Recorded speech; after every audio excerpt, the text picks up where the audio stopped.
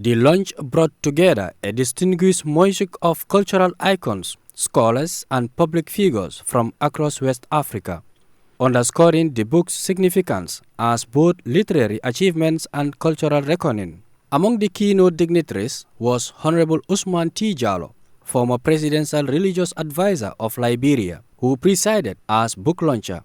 In his moving address, he hailed the work as a beacon for young minds, reconnecting them with ancestral truths and inspiring pride in Fulbe identity. Winday deftere min kadi ɓay min mi wawata pirugol ka midiyaji mano keligo mi winday histoire pullo on ɓe anda valeur pullo on par ce que si ɓe andi valeur pullo on ɓe wawata lorrude pullo on haray ko ɗum o miijiti ha o windi nde deftere from Babylon to Fuuta Jalon. Si ɓe wi noon ila Babylon ha Fuuta Jalon ko hunde luggunde no nder ɗon si a soodal nde deftere jannguɗa a andata ɗum. Honorable Jalloh remarked that through works like these that children learn to reclaim the past and shape the future.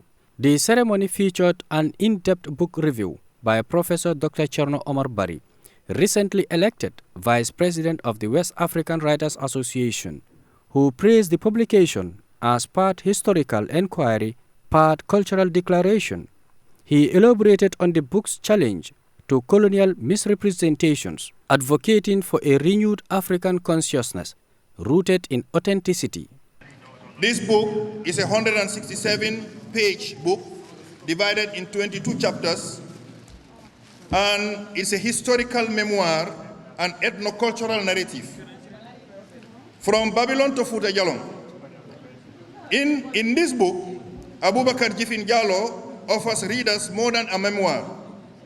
He delivers an odyssey, part historical exegesis, part cultural manifesto, and part personal reckoning.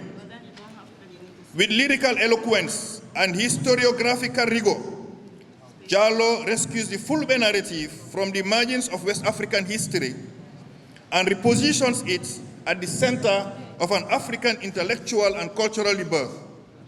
This 167-page volume, divided into 22 chapters, is as much an act of memory as it is of resistance, interrogating historical misrepresentations, colonial distortions, and internalized alienation. One quote lingered long after the applause was, "They mocked my ascent, laughed at my clothes, and treated me as a stranger in the land of my birth."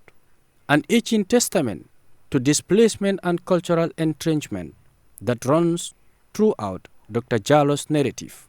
Reflecting on his own childhood in Freetown, Sierra Leone, Dr. Bakary Jalloh shared how the emotional terrain of exile and identity crisis laid the foundation for the book's soul, spanning 167 pages and 22 chapters. His work interweaves memoir, historical reclamation, and cultural critique, shaping a narrative as intimate as it is intellectual.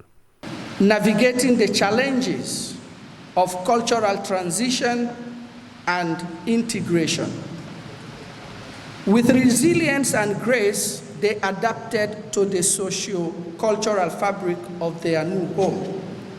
What I offer is not just a tale of migration, but one of identity, heritage, and the transformative power of understanding where we come from. Our history is a wisdom, a radiant torch once held high by our ancestors and still capable of guiding us today. Let us not leave these values we inherited. Now I found myself in Banjul, the smiling coast of Africa.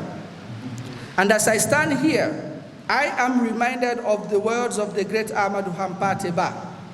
Knowledge is a light with us, passed down from our ancestors. The book, From Babylon to Fuuta Jalon, is more than a book. It's a spiritual pilgrimage. Chapter 7 crystallizes its ethos. To be Pullo is to carry the weight of silence with grace, to speak not in haste, to walk in dignity.